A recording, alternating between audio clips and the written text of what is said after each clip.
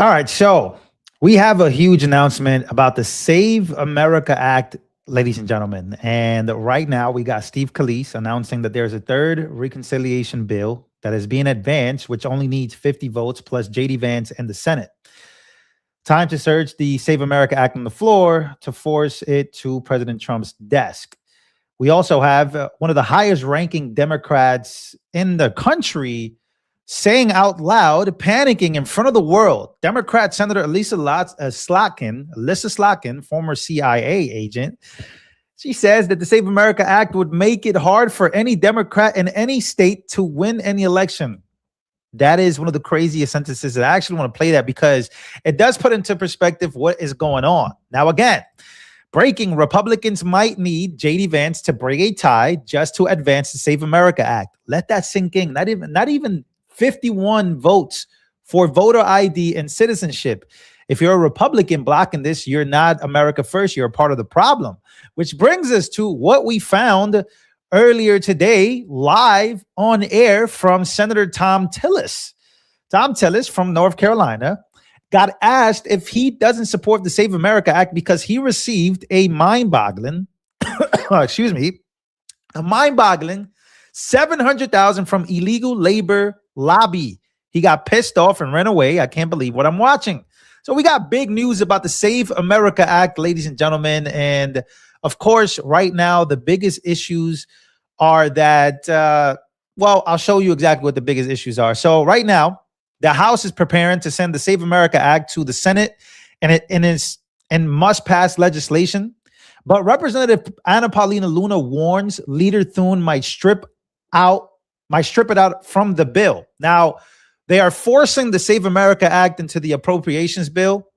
And this is where things get pretty crazy. So here's an explanation. 50-vote development involving appropriations bills. This is where Lindsey Graham comes into play.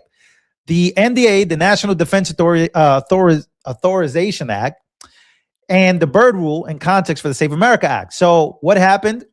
Here's what happened, ladies and gentlemen. Senate Majority Leader initially voted yes, but later changed his vote to no. This is common Senate tactic. It preserves the ability to bring the motion back up later without being considered finally disposed of. Right? So notably, Senator Collins, Murkowski, and Tillis, some of previous holders of the Save America Act, actually voted yes on this. So the appropriations bill strategies, House Speaker Mike Johnson and conservatives are pushing to attach the Save America Act, right? They're pushing basically to directly to annual appropriation spending bills. Now, why is this important? I'm going to explain to you why this is important. These are, again, on July 14th, of a conservatives floor blockade, the House advanced procedural steps to these bills can move forward. But you have the Byrd Rule. So these bills normally require 60 votes in the Senate to overcome the filibusters, which is why the Save Act has struggled. Attaching it makes it harder for opponents to kill it without risking a shutdown or another fallout. The Byrd Rule is the reconciliation context, which is the Byrd Rule is a key Senate rule that governs the budget reconciliation process, a special fast track procedure Republicans have tried to use for the Save America Act. So the Byrd Rule is basically you need proof that this affects spending, revenues, and deficits. How does basically voting, how does this affect the spending process, bills as a whole, right? How does this have a budgetary impact? And a lot of people say that it does have a budgetary impact with illegal immigration as a whole. And you basically have to make a case for national defense, right? So national defense, the argument would be that, hey, we don't know who's voting. That is a national defense threat. So that's one of the main, that's somewhere you can basically defeat the Byrd Rule and get the 50 votes and have JD Vance basically be the 51st vote and have it pass through that bill. Appropriations, which would be budgetary, you can make a lot of arguments on that, and that should pass. Now, a lot of people are afraid that somebody by the name of course, John Thune, he's going to end up stripping it out from the bill. If the Save America Act is stripped out of any of the legislation Speaker Johnson has agreed to send to the Senate, the blame will solely fall on Senator John Thune. Luna says this will be done by filing the amendment tree to block senators from keeping the Save America Act attached if removed. So this is how much trouble people have to go through, especially Republicans, to get this stuff done, which is pretty crazy. And on the other hand, you have Democrat Senator Elissa Slotkin, the Save America Act. Well, here's what she said. I just want you guys to listen to what she said.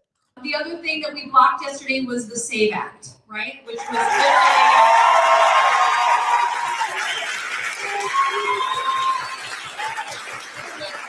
literally allow this administration to rig our democracy so that it would be hard for any Democrat in any state to win any election. And disenfranchise all married women in the meantime, by the way. It just you have to show your birth certificate at the polls if you have a married name. Is she saying the quiet part out loud? What is this panic about? Let's actually go to Tom Tillis. Senator, you've received almost $700,000 from the illegal labor lobby. Is that why you voted against the Save America Act? Can you tell me who the illegal labor lobby is? Yes, it's contractors, general contractors, hospitality companies, industries, construction companies and industries. How much do you know about the which Save America Act are you talking about? The one that you voted against, sir. Okay. And so you're asking me if I voted, I was against it because you're receiving almost $700,000 from these lobbyists. Do you have any idea what a remarkably silly question that is? I think it's a pretty important one. I think your constituents want to know why you're betraying them. Some math. You know what my election cycle, the total all-in election cycle cost was in 2020? It's $300 million. Do you honestly believe that I would make a policy decision based on that? I don't know why you're betraying your constituents. Who do you work for? I'm independent. Okay. Why are you betraying your constituents? Why are you betraying your constituents, Senator? Good luck on the clicks. We just want secure elections, Senator. You're preventing us from getting that. You're betraying America. Good luck on your job. Good luck on yours. What a strange thing for Senator Tillis to say. $700,000 is not enough. He's a sellout, but not that amount because he receives $300 million. If I were an honest person and I were answering that question, I would just say, I'm not a sellout to anyone. I don't sell out for any amount of money. But Tom Tillis says he sells out, but not for that amount.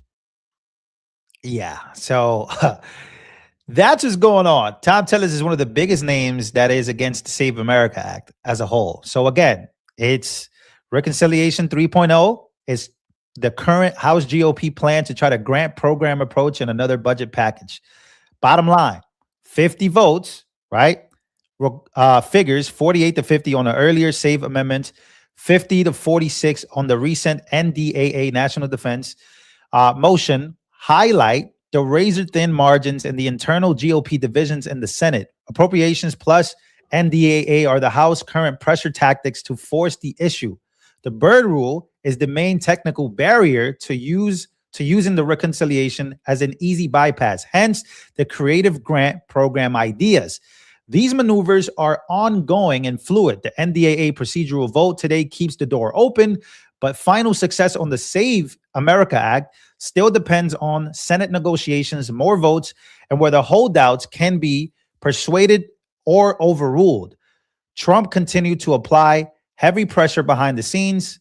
Again, this is a lot of the stuff that's going on today that we're seeing all over the place when it comes to the Save America Act. So yes, they got 50 votes.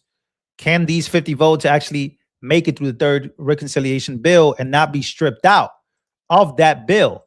Which again, the Byrd Rule you have to make an argument why it is a national defense emergency and why is it a budgetary conflict. And a lot of people can make that case. Now, here's another one that I really want to show you guys, which makes it to where Speaker Johnson, there's a lot of pressure because Speaker Johnson was talking about earlier today. He was talking about the barbarians are inside of the gates.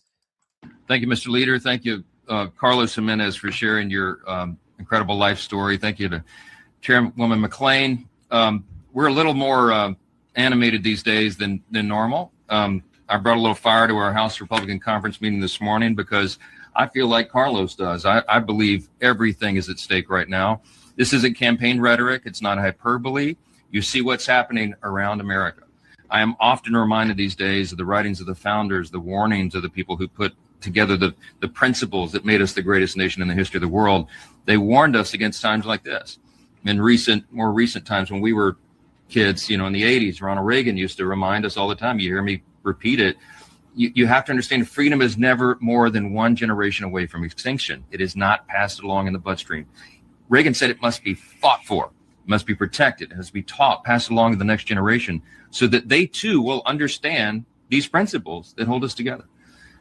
I'm somewhat of a historian. I'm a constitutional law attorney. I know many of you we're all amateur historians here. You must be if you work on Capitol Hill. You watch and follow these developments. There's a small number of times in the history of America where the actual experiment in self-governance was on the ballot.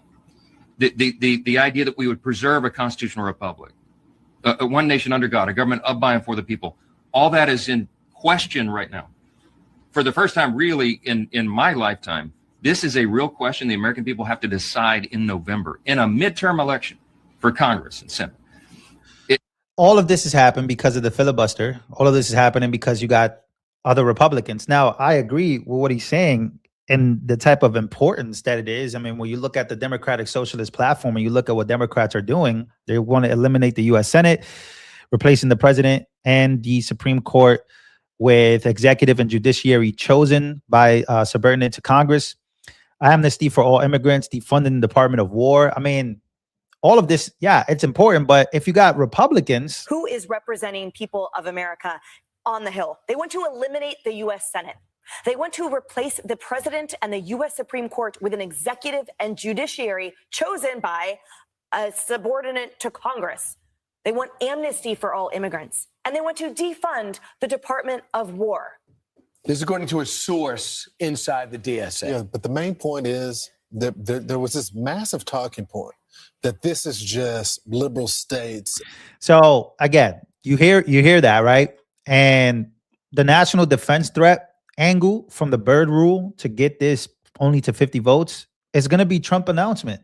The Trump announcement is the announcement that everybody is going to be talking about, right? Trump announcement, he's basically on Thursday going to be basically talking about the national threat that there is interference from another nation or other nations, outside nations into, the election, right? So Trump empathetically confirms that Thursday's address will indeed be concerning foreign interference in the 2020 election, as well as other things. He very seriously said it doesn't get any bigger than this moment right here.